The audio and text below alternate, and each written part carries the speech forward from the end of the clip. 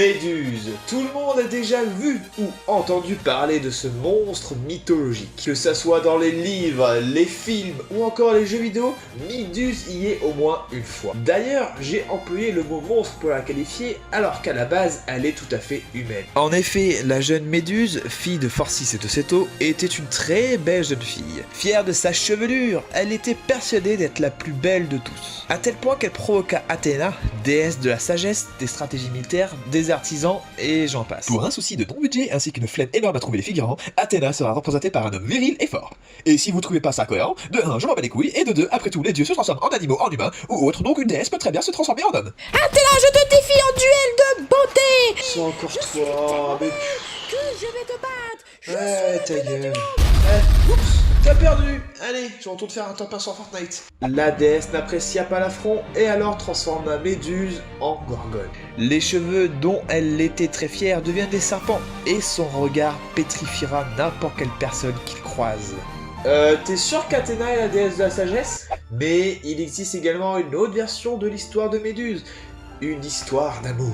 C'est l'histoire de la jeune et magnifique Méduse. Elle était tellement belle qu'elle attira Poséidon, dieu des mers et des océans, qui l'attira avec un... Eh mademoiselle, ton quai il ouvre à quelle heure? Méduse refusa alors ses avances, mais le dieu n'accepte pas cela. Il se transforma alors en oiseau, car c'est comme ça, et la poursuit. La jeune fille n'avait d'autre choix que de s'enfuir et se retrouva dans le temple d'Athéna. Poséidon y rentra dedans.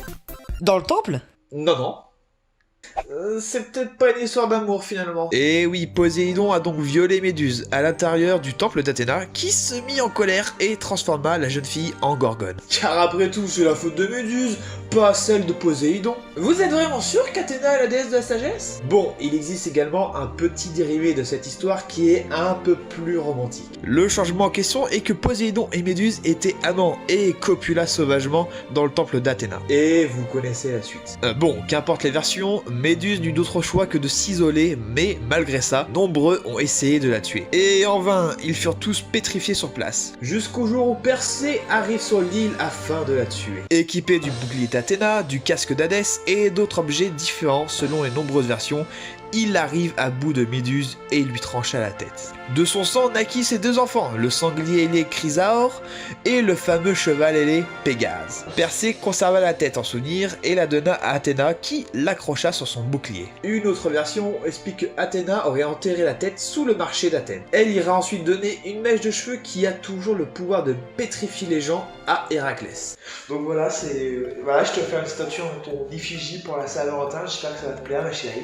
Toi, tu vas faire quoi ma chérie? Ah, une mèche de cheveux. Yes.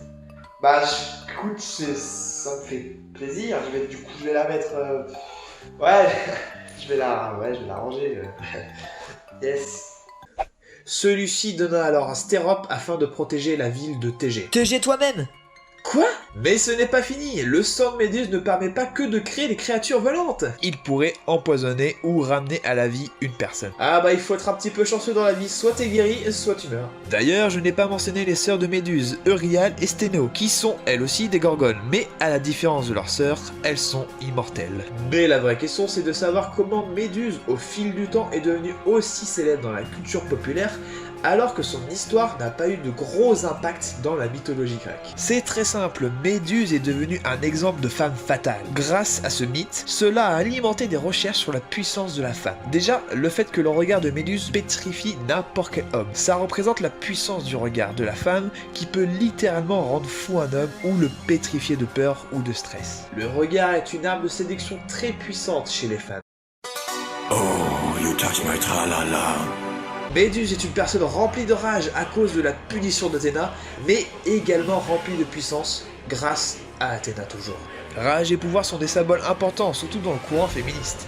Car oui, elles ont la rage qu'il n'y ait pas de l'égalité partout, et elles ont le pouvoir de faire changer les choses.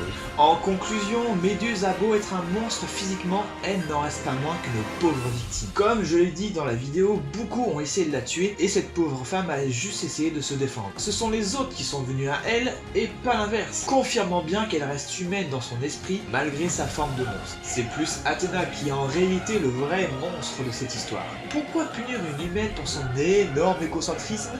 Et encore pire, pourquoi la punir pour s'être fait violer? Mais Athéna a le statut d'un dieu, ce qui rend ses actes horribles pour quelque chose de juste aux yeux des hommes et surtout aux yeux de Persée. Ah, en fait, vous savez, les sœurs de Méduse, elles sont, je vous rappelle, immortelles, donc faites attention, car si ça se trouve...